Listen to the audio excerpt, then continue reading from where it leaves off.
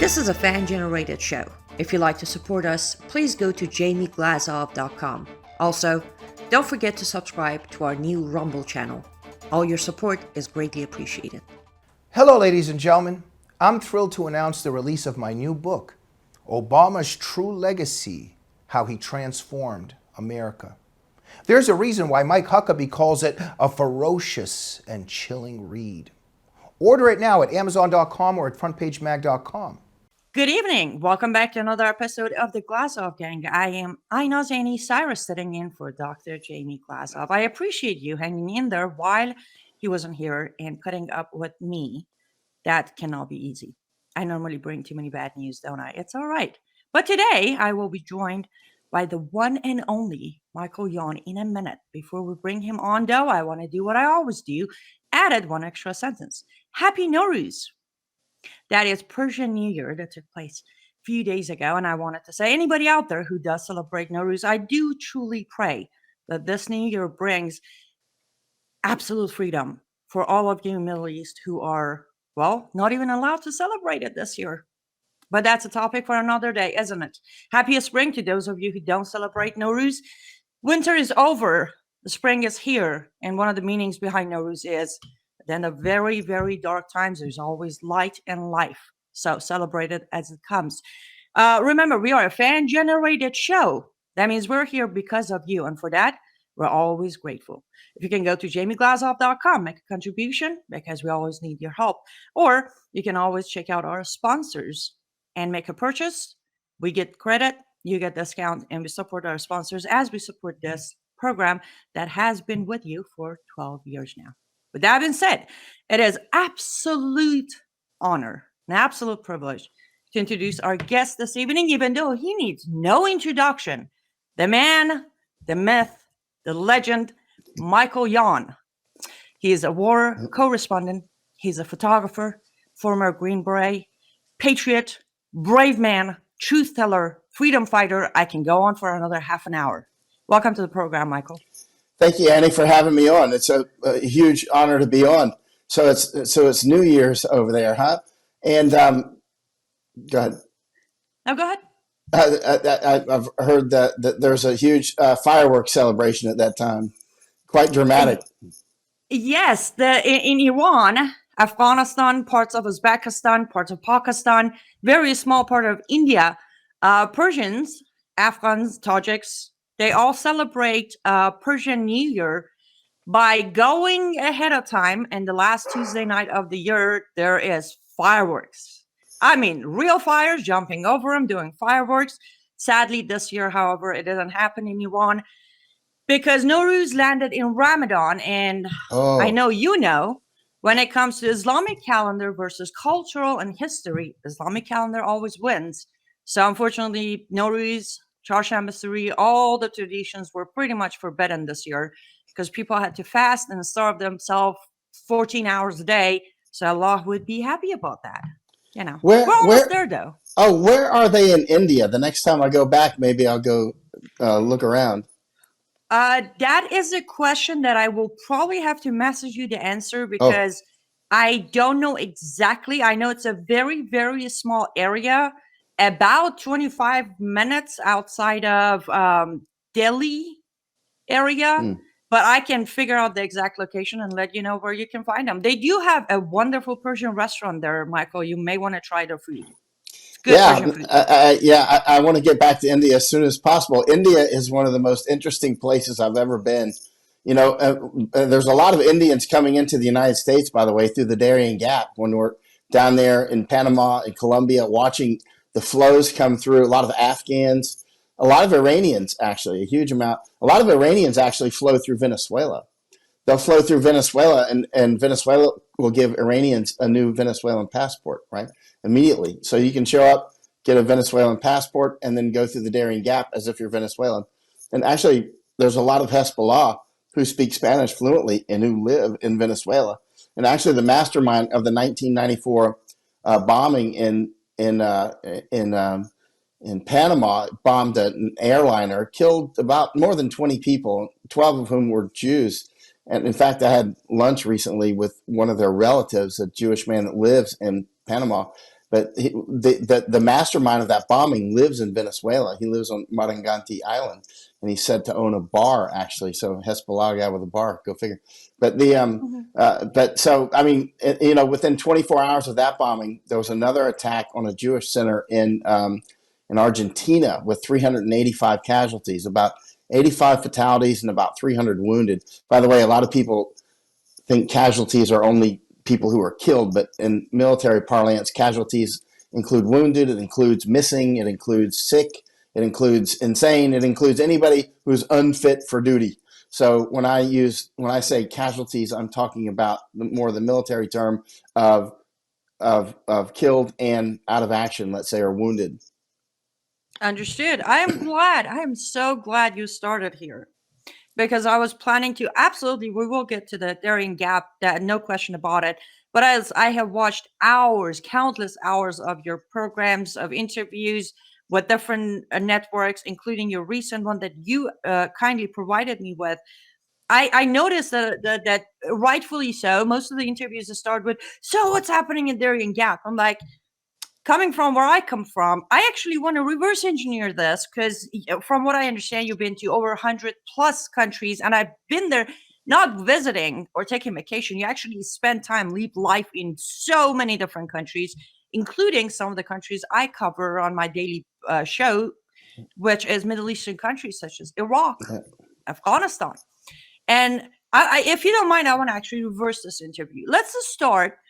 I know you had this topic of, you talked a lot about Iraq situation back in 2003, Afghanistan situation back in time, recent time, the disaster withdrawal. So do you mind talking to our fellow Americans as to why and how it is so darn important for every American to be aware of exactly what is happening between our military involvement, Iraq, and Afghanistan situation, and if you think any of them were the good move or a wrong move? I don't want to influence your thought process, so it's all yours. Floor is yours. Well, you can see how Afghanistan has turned out. It's been disastrous, catastrophic for everybody, including the Afghans. We didn't replace the Taliban. We trained and armed the Taliban, is what it ultimately comes down to. And if you skip past all the stuff in between about how we did this and the school programs and we did that and the other thing, and put, I don't know how much in there, $1 trillion, nobody seems to know. And we didn't really put it in there. We put it mostly into other people's pockets. But at the end of the day, let's go from the start to the finish. To the finish, the Taliban is a lot more armed than they ever were. They're very wealthy now, and they're global. In other words, we have literally taken Taliban and their derivatives and spread them around the world. They're coming through the Darién Gap every day. When I'm down there in Panama, or I'm down on the Texas border, or the California border, or at Yuma in Arizona, I'm watching Afghans come over every single day. A lot of the Afghans speak English. As you know, I spent 2 years in Afghanistan, so it's kind of easy for me to spot Afghans, actually. And actually, I get along very well with Afghans. I've always gotten for some.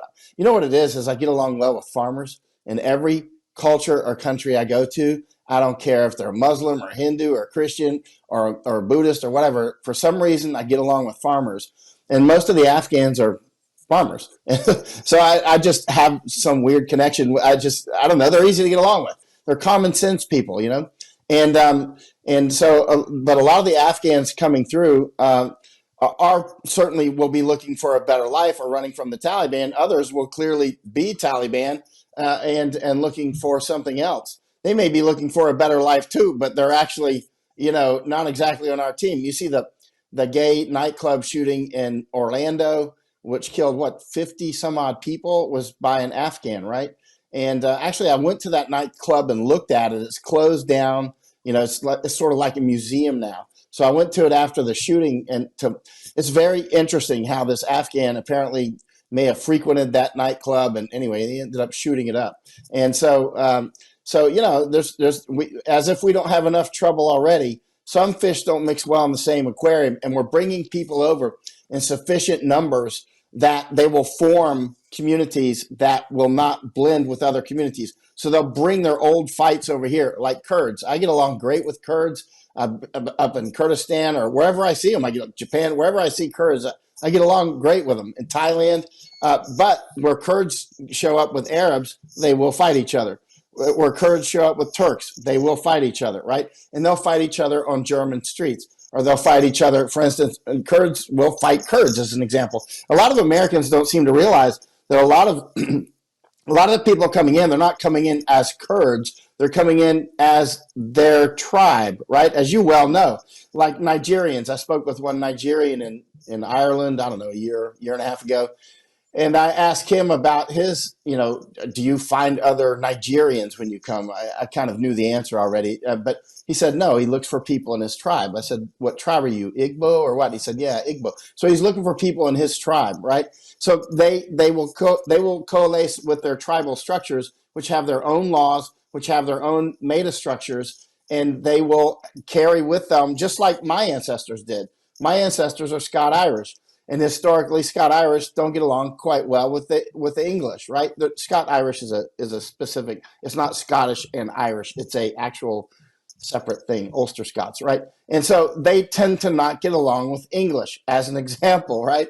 And even now, as much as I get along greatly with the English, I spent a significant time in combat with British forces, many of whom were English, in Afghanistan and Iraq, and but deep down inside, there is a firmware conflict, right? They always want to come and take your guns. And people like me, Scot-Irish, the huge defenders of First Amendment, Second Amendment, and that sort of thing in the United States, a core of that is Scots-Irish, right? It is in our firmware, right? It's not something, you'll see people that have no idea about how different cultures work saying, oh, they just need guns because to make them feel better. I'm like, nope, that is part of our firmware. We believe in self-defense. We want strong women. Like Scots-Irish prefer strong women. They don't want weak women around them, right? They want women that can sling a gun and slay a hog. You know what I mean? And that's just part of our firmware, right? And it's quite interesting, isn't it? So these firmwares will bring with them their ancestral knowledge and their ancestral fights, and they will continue. You'll still hear a little friction between, say, Scots-Irish and actual English. As much as we get along, it's simmering way, way below. And those things that simmer way, way below are what the information warriors will identify and nurture and make you fight each other, right? They'll find something it's a tiny little pebble in your shoe. It's not a big deal, but they'll put it right under your heel, right? And so every step you take, it hurts a little more, and before you know it, you're limping, and before you know it, you're in some sort of a fight. But that's it anyway. Information war is its own little world. But these structures that are coming to the United States, I call them anthro-insula, human island. I call them that because there was no anthropological word for when a whole group of people, say Germans, charter a boat or a couple of boats from Germany and move to Texas, right? And back in the 1800s, and they moved to Texas, and they all speak German like the Mennonites do in Belize. We went down to see them recently. They'll speak their same language. They have their own culture, and they become like an oil spot in the water, right? Now, what's happening with the globalists who are trying to make us all split and balkanize is they're bringing over huge numbers of people from different tribes and whatnot. Americans don't get this at all because most don't. Like you obviously are dialed into how these things operate. So you can already fill in the blanks deeper than I can, probably on a lot of the things, certainly. And so as they come in, they'll balkanize. They'll start fighting each other. They'll fight the existing structure, and before you know it, we'll be weakened, and we can be taken by the Chinese Communist Party and others because it will have weakened our structure. Meanwhile, the Chinese Communist Party, they don't put up with any of that stuff. They don't even let people speak Cantonese, which, Americans would call Cantonese and Mandarin Chinese, but those are different languages, right? It'd be like calling, German and French, I don't know, Europeanese or something. But they're actually different languages, right? And but the Mandarin speaking Han Chinese, they don't want people speaking Cantonese or Fujianese. They want them to speak straight up hardcore Mandarin, and they want to rule the world as Han Chinese. So that's a meta structure that will come in and try to supplant everybody, right? It's quite interesting how this is unfolding. What could possibly go wrong, as I would say? Well, it's Yes. like a child in a big chemistry lab, like imagine me at 10 years old in a chemistry lab. There is no way I wouldn't accidentally burn the place down. You know what I mean? So, you're going to, and so, but this is intentional. They're actually doing this intentionally. They're Mm. bringing in all these structures that inevitably fight each other. And here's the proof, as I say, as you mentioned it in Germany, but you look at history in Middle East. One country we kind of talked about the people of it, but not the regime of it, is Islamic Republic of Iran. You look at Iran, who's behind Hezbollah, Houthis, IRGC, Hamas, you name them. Any terrorist Islamic group, Iran's regime is behind them. But then you look at the Iran regime, their fight with Iraq, their fight with Afghanistan, their non-stop fight with Pakistan, as recent as a few months ago, fighting each other at the border. Internally, they can't even get along. Now they are expanding this chaos, as Supreme Leader of Islamic Republic of Iran always calls it. The chaos needs to be brought into Western countries, especially great states, and being America. They have brought this chaos, Michael. We look around since September 11 until today, they have normalized the chaos and misery of Islamic jihadist attacks so much that the recent one, we didn't even look. We're like, oh, it was a lone wolf just attacking us. Yeah. It has so normalized. You provide evidence, and Van der Stil, why am I drawing a blank on his name? Forgive me. Anyhow, all of you are providing actual video evidence of terrorists coming in. They are being arrested at the border, admitting they were planning to bomb some city or some building or something. And we're still thinking, as you said, not all of them, but, oh, they're just here for looking for a better life. What is your definition of better life? Because I know personally IRGC member and Hezbollah members, better life is when we have the Hezbollah flag flying over our White House. Is that a better life? No, not by my definition, by theirs.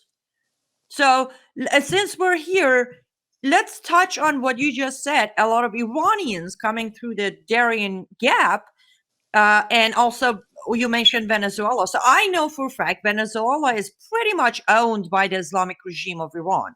They get everything from them. Whatever Iran's regime wants, Venezuelans do for them, the government. So what have you come across any of these Iranians that are part of IRGC or Hezbollah or Hamas, admittedly coming in for anything major, or do they just all pretend like, oh no, we're coming for a better life? Have you had any interaction with them? The interaction of plenty. For instance, when Laura Loomer was just down there, she filmed an Iranian guy, very suspicious guy. Actually, English was very good. He was like a bodybuilder sort, and something was not right actually, because I spend a lot of time down in the Darién Gap. It was off. Like, why is he in this camp? He says he came to the Darién Gap, but I don't believe him. No scratches on his hands or anything like that. He looked like he had somehow been inserted into the camp. It was quite strange. Interestingly, none of the Iranians, of course, are going to admit that they're Hezbollah. Well, apparently that guy that just got caught coming over the border did, but after he was caught, apparently, I don't know the Yeah, but truth he was behind that, but- Lebanese. Oh yeah, he was Lebanese. I'm sorry.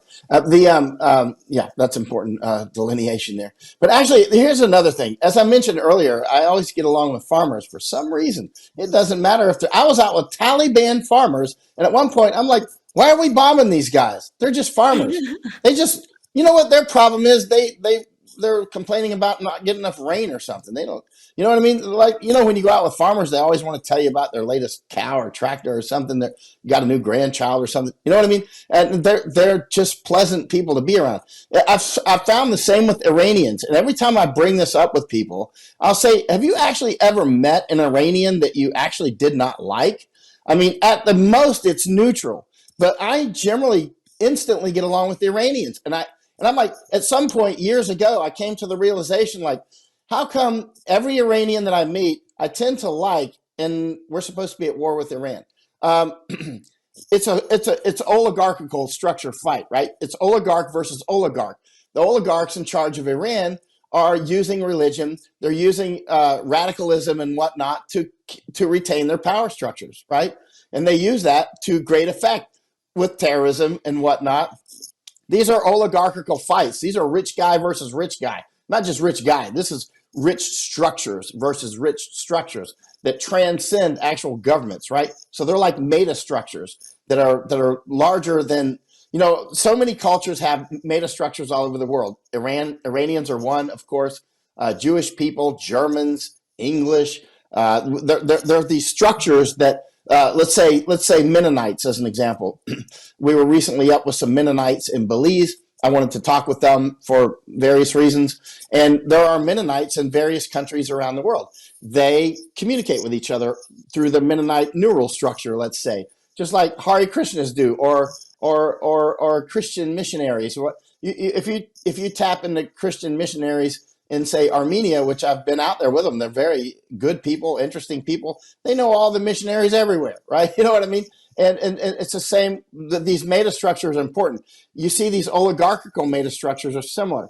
For instance, those in IRGC, that, you know, they have structures in Lebanon. They have structures in the United States, in Mexico, down in Panama and Venezuela, of course, thick, very serious in Venezuela, Colombia, all over the Argentina, all over the place. So it's not like Americans have a view of the world that is not actually in any. I say Americans. I'm saying that with the bulk. Of course, I know there's a lot of Americans who do see a lot of nuance and texture, a lot. But as a percentage, the people like you and me who've seen a lot of other cultures and whatnot are kind of a low percentage. And so it can be like trying to swim up a waterfall to tell people that shutting the border has you. Even if we just stop the border the way it is right now, with the way things are right now, that's it. America's cooked. It's cooked because these structures are now large enough, like the Somalis taking over parts up in Minnesota and that sort of thing. Different groups taking over different areas. The Chinese will definitely go for California, as will the La Raza, which is another. You know, Mexico wants to take back different parts of the United States. And I've said that to people. I had a lawyer that I worked with for years. And I brought this up to me, and he just laughed at it. He was just like, no. And he didn't see any of what's going on. He's Mr. Vaxxer and all. I had to fire him. I mean, you know, because when all of these things have unfolded in clear view in the last 4 years since the so-called pandemic, since that has unfolded, everything is moving it at a higher speed and in sharper relief so that it should be obvious to people, as long as they'll slow down and look, that we are being invaded. This is a replacement population. They are here to kill you, right? And there are different people coming for different reasons, right? There are the Chinese that want the whole world to be Chinese, right? There are the Islamic groups that want the whole world to be Islamic, right?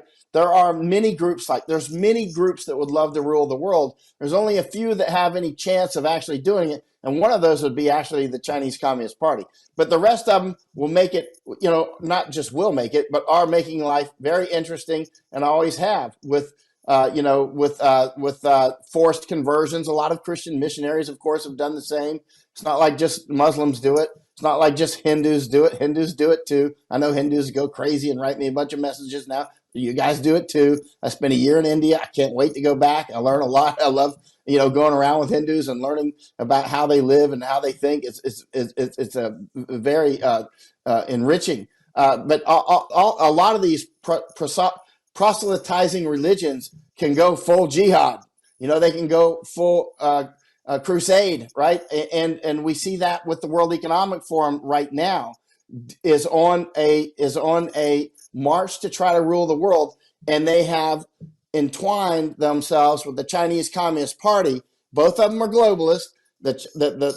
Actually, the Chinese Communist Party is more like a fist. The World Economic Forum is more like a lot of fingers, like many fingers, like more than are on my hand. The World Economic Forum is an amalgam of interest, an amalgam of oligarchs that are coming together and trying to form a team to rule the world. Whereas the Chinese Communist Party is like, okay, we're cooperating. I'm not actually sure who formed who. Actually, I've talked with a lot of academics and historians. Like the did Chinese Communist Party actually form World Economic Forum? It's kind of hard to find the source of the Nile. But in any case, somehow at this point they are together.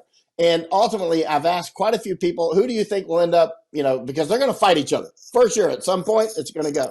And I think the Chinese Communist Party will beat the World Economic Forum for various reasons. But the World Economic Forum is the one who's helping Chinese Communist Party into the position where they're going to smash World Economic Forum. The World Economic Forum is helping lift Chinese Communist Party up, and then the Chinese Communist Party will kill the World Economic Forum. It's quite clear. And the Chinese Communist Party are much more able than, say, the Iranians or anybody in the Middle East or anybody in the world, really, because they, on their biological warfare programs, which they'll be able to target people genetically and that sort of thing.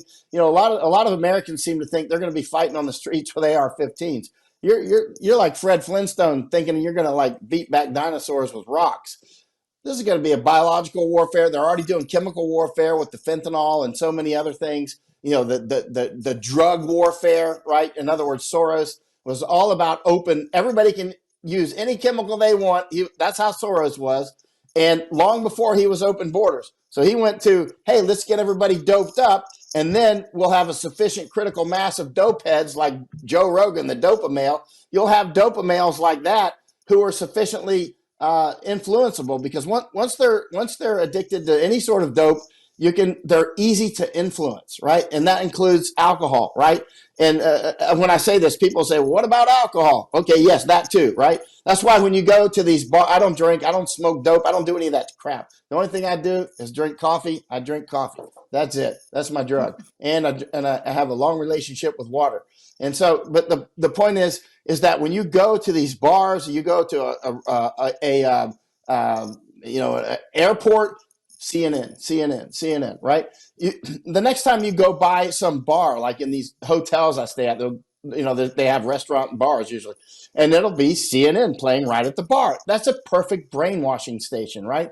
But what I'm getting to is we are in a very comprehensive hybrid war. It's not just the weaponized migration. It's not just the replacement population. It's not just the drugs and the stupidity that people like Joe Rogan bring to millions and millions of people.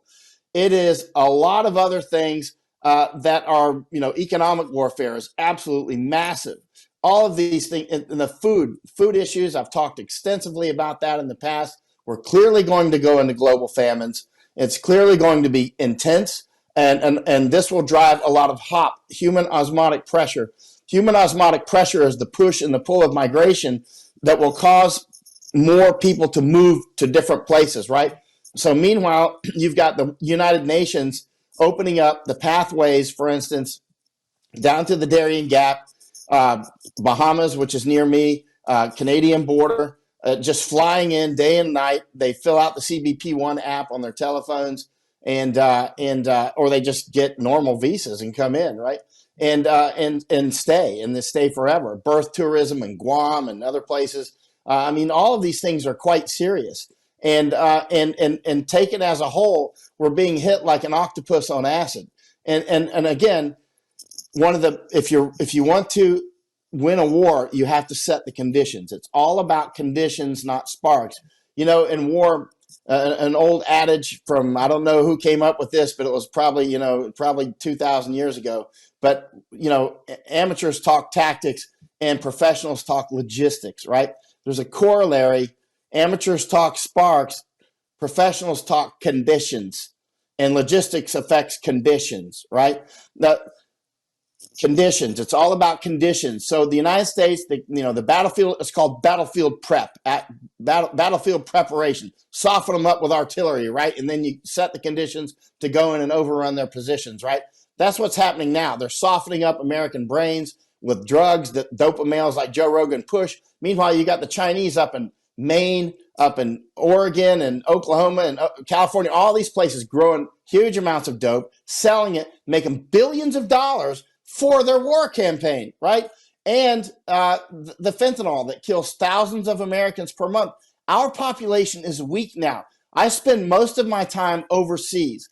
I spend most of my time And, 5 years in the Middle East, 18 or so in Asia, more than 6 in Europe, and just here and there. Every country in Central America, down to from Canada all the way to Colombia. I've been to every one of those countries. And I can tell you what I can see when I come back to the United States, which, again, I've spent more than 2/3 of my life overseas. When I come back to the United States, I can sense that my people are doped up. But not everybody, of course.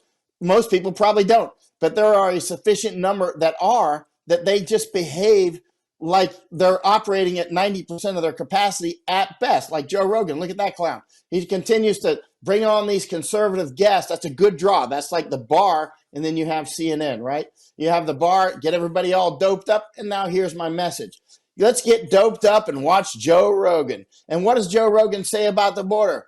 Whoosh. Whoa, why are they doing that? I don't understand. It's 2024, man. If you don't get it now, you're never going to get it. I mean, this is really serious. These guys coming through the Darién Gap, they're high on testosterone. They're not high on dope. They're not high on alcohol. They're not high on all these pills that are prescribed. They are coming, and they will chop your heads off and kick them down the street like soccer balls. They are coming to replace the United Americans. Even the ones who don't know it yet will be phones are being handed out. Phones are being handed out. Even if the phones aren't handed out, they'll easily capture all their phone numbers through 1,000 different mechanisms and be able to make and target different ethnic groups with different messages and whatnot. Get everybody to fight each other. It's child's play. This is the sort of stuff that's been done for at least a couple thousand years, but now you can do it with AI, right? So it's on steroids at this point. Yeah, it's coming down. One thing that people have to do is, first of all, one drug addict in your family can mess up your whole family. Everybody knows that. Anybody ever had an alcoholic in their family? I have. Everybody who's had one in your family knows it's like a smart bomb hitting your house, right? And it's like having a drug addict under your roof is like a smart bomb hitting your house. And the Chinese are out here pushing the fentanyl, pushing the dope, growing the dope. Perfect preparation of the battlefield, isn't it? Wow, profound. And yes, I do want to dig into some of the points you brought up, but let's do this. Let's take a quick break and hear from our sponsor. When we come back, we're going to continue this discussion. Don't go anywhere. Looks like you've been sleeping well. Megan, he's back. The My Pillow guy. And you're looking good. Still feeling good. Well, just when you thought it couldn't get any better, we've got the best pillow ever, My Pillow 2.0. Wow, it's so soft and smooth. It's cool to the touch. How did you do that? Well, we took My Pillow's patented bill and combined it with this new technology that we didn't have back then when I invented My Pillow to bring you the best pillow in history, My Pillow 2.0. Just like all of you, I never imagined that My Pillow could get any better. That's why I haven't changed it in nearly 20 years. Then I heard about a revolutionary new technology, and I knew I had to bring it to you all. My Pillow 2.0 is truly the next generation of My Pillow. The My Pillow 2.0 is cooler and softer than the last My Pillow. It is so comfortable to sleep on at night. I look forward to going to bed, and I wake up well rested in the morning. Sleep is all about temperature and height. My Pillow 2.0's patented adjustable fill is going to give you the exact individual support you need from your head to your bed. And now here's where it gets even better. We've all experienced those temperature-related sleep interruptions where you get too hot, you toss and turn, you flip your pillow over to the cool side. Well, all that's gone with my brand new My Pillow 2.0 cooling fabric that's made with temperature-regulating thread. The best sleep just got even better. Whether you have a MyPillow or not, you need to get the brand new MyPillow 2.0. Call or go to MyPillow.com now. Use your promo code, and for a limited time when you buy one, you'll get a second one absolutely free. You're sleeping even better. And cooler, too. And you're looking good. Feeling good. I knew you would. Visit mypillow.com. And we are back. Thank you so much for staying with us. Make sure to go to myastore.com or mypillow.com. Use the promo code GG21. That is Glazov Gang, GG21. You get discount, we get credit, and we get to have the chance of supporting Mike Lindell and all the efforts he's putting in to fight for our country. Also, if you're interested in picking up a handmade resin art, you can head over to my store. That is not mystore.com. That is my store, which is lutfstudio.com, lutfstudio.com. Make sure to use promo code Glazov and you get discount. You support my work, and portion of your purchase will come back to support this program. Okay, we are joined by Michael Yon. Before the break, you were on fire, Michael. You pointed out a few things that automatically took me back to my motherland, Iran. I remember when the war between Iran and Iraq, the 8-year war, was going on. Right around middle of the war, some of the opposition to the regime started spreading the message that they are doping our kids. They are dragging them, being the regime of Iran. They are copying the methods of Afghanistan. There for a very long time, you could find opium at the corner of any street for like really cheap. From there, went on to heroin became so popular and so cheap for everybody to grab. I'm going to make this quick so you can respond to it. But it got to there. Now, why did they start in the middle of the Iran-Iraq war? Because a lot of Iranians were already actively trying to overthrow the regime of Iran while the regime was fighting the war with Iraq. So they were terrified of losing one war or the other. They started doping the young people of Iran to hold them back while they figure out the war with Iraq. When it worked, they continued and continued to where now you look at the last 44 years in Iran, and in Middle East by itself, they are number one ranking of addiction in younger generation. In Iran? I believe, yes. In Iran. Now. Yes. That's right terrible. Now. But when you were going through the doping and all that, I'm like, whoa. It just clicked. I'm like, that's how the regime of Iran suppressed any possibility of young generation having any kind of protest or pushing the regime back. Yes, a year ago, some of the Iranian younger generation of 15, 16, 17-year-old tried to do uprising. But my generation, most of my own family members either OD'd and died or are still struggling with heroin addiction. Iran started with opium. At some point, they started pushing heroin out there, and then the pills. So it affected your family. If I heard absolutely. You correctly. Yeah. Oh, absolutely. Here's the thing. My own father, I have said this, and no, I don't blame the addiction for what he did. It played a role. But when he sold me as a child bride when I was 13, he received $50, 2 20s, and a 10 on the table, and enough opium for his personal use of a month. That was my price for my father. Good Lord. That is how close I have watched this kind of addiction, as you explained it. Yeah. We didn't have an alcoholic because, well, in Iran, alcohol is forbidden. But opium, heroin, both. I have faced cousins, uncles, my own father. My oldest uncle OD'd. He was found on the street under a bridge, OD from heroin injection. But that's how they controlled the population. So you're right. Soma. That is what's happening. And what was it? 1984. The books. The book 19. It's a good book. I think it was in that. I've read so many books. I think I got this. And they talk about Soma, the drug. Soma. It's just a made up drug, and they're talking about how to use it to control the population. Yeah, that's terrible that happened to your family. It's like right out of 1984, but it's real life, as you know, and so it's chemical warfare. It's the confluence of chemical and biological warfare, right?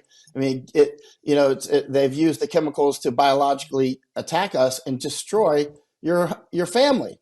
I mean, that's literally like hitting your family with a missile, except that it keeps on giving and also damages the community, and it goes in perpetuity, right? It affects everybody's education level. It affects somehow you've made it. I would like to know the secret of your strength, because occasionally when somebody like you breaks out and like basically goes orbital out of something that could have kept you down forever, you've obviously made it somehow. You've got that secret strength. Well, thank you. I wasn't aware of it until 2017. I was smuggled out of country with help of my grandmother, who hired the smugglers when I was 15. But I always I always looked at the negative side of why me, why me. But then in 2017, when I was saved, I realized my secret weapon was our Lord and Savior watching over me until I get to understand what my mission in life is, which is what I do today. Yeah, I cooperate with missionaries around the world just because they do a lot of very important things, hugely important things. And I go to communities, for instance, where there's a lot of missionaries. The communities have better teeth. You can see it instantly, right? I mean, as opposed to the ones where there are no missionaries. And anyway, I could go on about that for days, but I mean, I'm a huge supporter of Christian missionaries overseas. When I say supporter, I'm not giving them billions of dollars or something. I just moral support and sending viewers their way at times. Yeah, and let's since we brought this up, I want to switch gears real quick. Not switch gears, but we just established United States of America is we've never been in this much danger that I can think of with being here in America for 21 years. And Americans tend to think whatever happens outside of our borders won't affect them. It's not their business. They don't need to worry about it. But you just brought up the missionaries, Christian missionaries in Middle East, or every single day. Islamic Republic of Iran, yesterday, the release of information was that in last year of their calendar, 1402, year 1402, they executed by hanging 767 people. 767 people, which I think is average, like about 2 people a day, were hung in Iran. Crimes, political prisoners, and a lot of them religious prisoners, Christians, Jews, Baha'is, Zoroastrians, Hindus, minorities as they call them, right? Now let's switch over here to America. Yes, we have the First Amendment, no doubt about it. I love it. By the way, I love our Constitution altogether. This is as perfect as it gets. But we are willing to go out of our own Judeo-Christian values, a way of living, to give them whatever they need, to obey their needs. Why, Michael? Why? Not all of us will. Well, I should be more specific. Majority of us. Yeah, I mean, after traveling around this world so much, I realized that a lot of truth is not relative. There are things that are subjective, of course, but there are some things that are just flat out wrong, like pushing drugs onto people. It's flat out wrong. Sex slavery and slavery and those sorts of things is just flat out wrong, right? It's just everything about it is wrong. And we see this happening all over the world. What's happening with these huge flows right now is mostly human trafficking. It's human trafficking for various reasons. Some of it's, huge amounts of children are being trafficked. We don't even know how many, and we watch these things. It's got to be in the hundreds of thousands per year, just that the U.S. is involved in. But we don't know the actual numbers because the United States hides it, right? The Judeo-Christian values is a very important value structure that the older I get, the more important that I see. I was talking on an interview about 3 years ago, and a longtime reader, I've mentioned this numerous times in the past. I was talking about how pandemic and famine and war go together, right? And they're the triangle of death. And one of my longtime readers said, yes, you talk about that as if you made it up, war, pandemic, famine, war. And I said, I did. She goes, no, it's from the Bible. And I was like, oh man, I plagiarized the Bible. She's right. It's the four. If you're going to plagiarize, go big. And, it's like, but it's the 4 horsemen, right? And the fourth one being death or despotism, right? But the pandemic, famine, and war do go together. And they knew it well enough way back then to put it in the Bible, right? They already knew it. By the time they put it in the Bible, it was already like common wisdom, right? And that they're like, I started, as time went on and my life went on, I started to realize the Bible is sort of like a survival manual, because basically they're taking, and the people that follow it will tend to, the reason why so many Christians are still alive and thriving is because if they follow that structure of guidelines and rules and commandments, you're probably going to be all right. I mean, of course, you'll get hit with tidal waves and things like that. But on the general structure of things, you're going to do a lot better than people who don't, right? You're gonna survive better. It's like, they're telling you how to like the 10 Commandments. If you start with those, you know what I mean? You're already a long way down the road and getting along with your fellow man, right? Amen. Absolutely. Yes, correct. Okay. I mean, I think I could talk to you for a day and a half, but I know we don't have a day and a half, and we're kind of getting close to the end of this segment. So I want to, since you brought up the, sex slavery, trafficking, children involved, how much of, this might be a naive question, but I'm really curious, how much of the traffic, let's call, I don't have a better English term for it in my head right now, how much of the foot traffic going on at the Darién Gap have you witnessed of children being involved? Mostly it's military age males. That said, I've personally seen thousands of children just through the Darién Gap, but it's mostly military age males. And that should give you an idea of how many are coming through. In 1 month last year, there was 82,000 in August, right? That number just pops out in my head. Not 82,000 children, but 82,000 people that the Senate front, or let's say the government of Panama, reported. And so that was just 1 month. And again, mostly by the way, the New York Times just did a hit piece on Ann Vandersteel and Laura Loomer and Epoch Times and some congressmen that we took down, and me, of course, I don't care. I didn't even read it, but people keep hitting me in the inbox about it this morning. And actually, New York Times stalked us down there into the Darién Gap.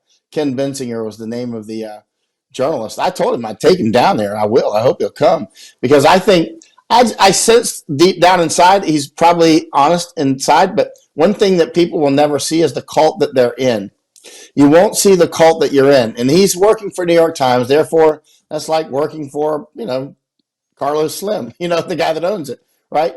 And they are on their ideological trajectory. And I'm on mine. I mean, to be clear, I'm American to my core, right? And so I am, when it comes to counterintelligence, there's something called mice when you're recruiting spies or you're trying to guard your people from getting recruited. Yeah, and that's mice: money, ideology, coercion, and ego, right? Money, ideology, coercion, and ego. That's the 4 major components of the mice, right? The people that are easily influenced by money and ego, they're very easy to trap. They just need enough cheese, right? Whether that cheese be ego or money, right?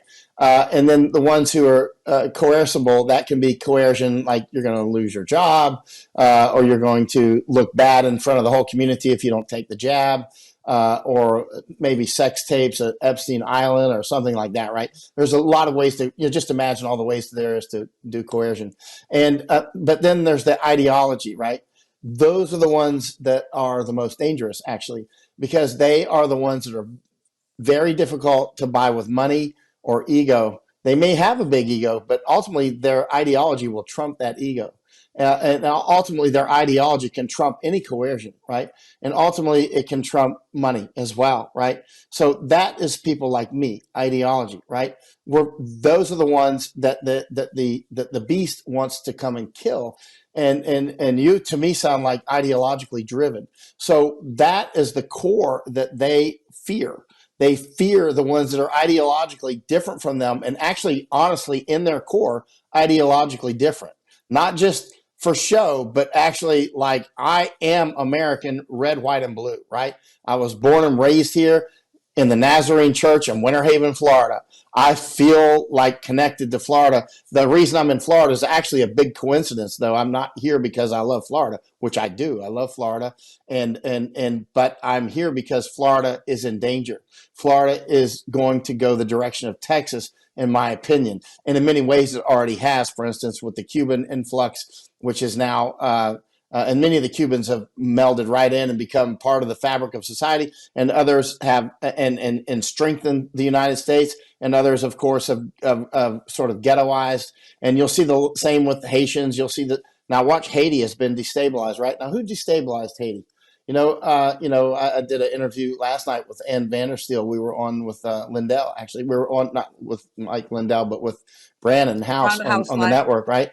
And we were talking about that. And did CIA destabilize Haiti? I don't see any direct evidence. However, the smell in the room, it sure smells like it. And the U.S. government is allowing Haitians to freely come to the United States, and they have for years. And these are fish that don't mix well in the same aquarium, not in high numbers. You can bring in some lower number of Haitians, and they will eventually blend into the melting pot, right? The old melting pot idea, it is actually quite real, but it's only real when you bring in small enough numbers that they don't form the Anthro-insulas, the human islands that you now have with Somalis and so many others. They will have their own structures. They will never blend in. In fact, in my studies of genocide, this is quite interesting. When I've been in Turkey or Armenia, let's say Turkey and Armenia, that's one example. And then I'll move over to it. What time is it? I still got about 5 minutes. If you have 5 minutes, then I have to go. But Turkey and Armenia, the Armenians will say that the Turkish killed them because they were Christians. Now, I've spent a lot of time in Turkey and also talking with Turkish, and I'll ask their side of it. And what they say, the Turkish side of it, is they'll say, well, the Armenians lived here for a long time, and then when outside attackers came, the Armenians sided with them, right? As opposed to us, the people they had been living with. So we genocided. They don't use the word genocide. So we killed them and ran them out. That's what they say. Now, when you go to Lithuania, and I talked with, there's not a lot of Jews in Lithuania now, but I went to a Holocaust museum up in Vilnius. But I spent, more than a month in Lithuania a couple of years ago. And I was looking into this and other things, like the war with Ukraine was about to kick off. So I was there before that, looking at the weaponized migration. You ask Lithuanians, why were so many Jews killed in Lithuania? And they were all telling the same story. They're like, well, they came from Spain. They lived here for so long, centuries, and we got along more or less. And then when the Russians came, when the outside forces came, they sided with them. So that's why it happened. I see this all over the place. You'll whether it's Thailand or some other place, there'll be some group that's in a smaller number, and then an outside force comes in, and the Anthro-insula sides with the outside force. Now, the Anthro-insula better hope the outside force wins, or maybe it's going to be worse for them if they do win. But once they sided with the outside force, if the dominant population that you are nested in wins, you're going to die, right? You're going to die. They're not just going to forgive and forget. You're going to either have to leave or they're going to come and kill you, right? And so this happens over and over and over. Some of these meta structures come in only to make money, and then this dominant structure starts to be attacked in the country that they're in, and the people that are there only to make money or only to whatever, they again side with the outside force, and then you better win. But actually, again, sometimes when the outside force wins, the structures that sided with them, the Anthro-insula that sided with them, they smoke them anyway, right? Because they were useful idiots, right? They don't want them either, right? So anyway, getting down to the bottom line, there'll be a lot of that in the United States. There'll be a lot of groups, like you see that thing that's a congressperson, the Somali, what's her name? She's saying that she sides. Yeah, that thing. She said that she sides with Somalia. She's not American. She's not me. We're not the same. She might have U.S. citizenship, but she's not an American, and she will never be an American. And you don't have to be born in America to be American. Some of those most hardcore Americans that I've met came from other countries.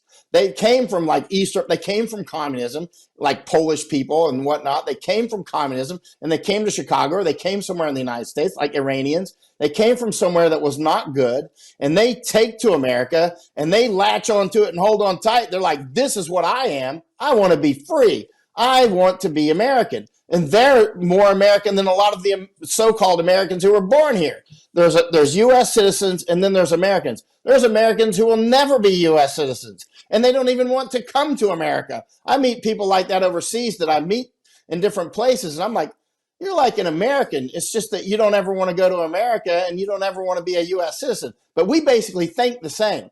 You want to be free. You want to be free from your government. Your government is to serve you. You not the government. You are not going to be dominated by some pope. Who's the pope? Does he think he's God? He's just some guy like me. You know what I mean? It's like, there is God, and then there's the pope. He's just a guy that got put into a funny uniform. Very true. And I agree. I have said this, and I've heard you say that you are made in America, being born here. And I feel like people like me are made by America. I wasn't born here, but the lifestyle, the understanding, the privileges, the rights America provided me with is what made me to be American loving, proud American citizen to fight for America. So I was made by America. And then we have made in America people who, as you said, well, wouldn't mind changing America to something else, whatever that something else might be. This has been, Michael, fascinating discussion. And I knew it would be. And I'm very sad we're wrapping up here. But before we go, I want to make sure our audience know where to go to find you, follow you, help you, support you, anything. Where do they go? Oh, I'm on X. And I do have to go. I'm on X, Michael_Yon on X. And you can actually, mostly I'm on the front lines. But you can maybe read that New York Times article, and maybe people can read that and tell me what they think. If New York Times is tracking us down to the Darién Gap, we must be kicking some butt, right? It's funny that those clowns go down to the Darién Gap, but they don't look at the actual invasion, right? They don't look at the food issues that are coming that can literally kill over 1 billion people, literally, right? And easily, actually. And these are coming. It's a slow flash to bang. Unfortunately, hey, we should come on some other time for like 2 hours, but I have to go right now. Yes, I think we should do that. For today, I appreciate everything you're doing, Michael. Keep up the good work. Our prayers are with you. Anything we can do to support or help you, do not hesitate to reach out. Thank you for your time. All right. See you. Bye, Annie. Absolutely. Bye-bye. And to our lovely audience who stayed with me until now, as always, I am grateful. This was the last episode of me sitting in for Dr. Jamie Glazov. So it has been an honor. I appreciate your support, your comments, sharing the message, and I can't wait to see you again. Stay safe, stay vigilant, stay informed. May God bless you, and may God bless America. Goodbye.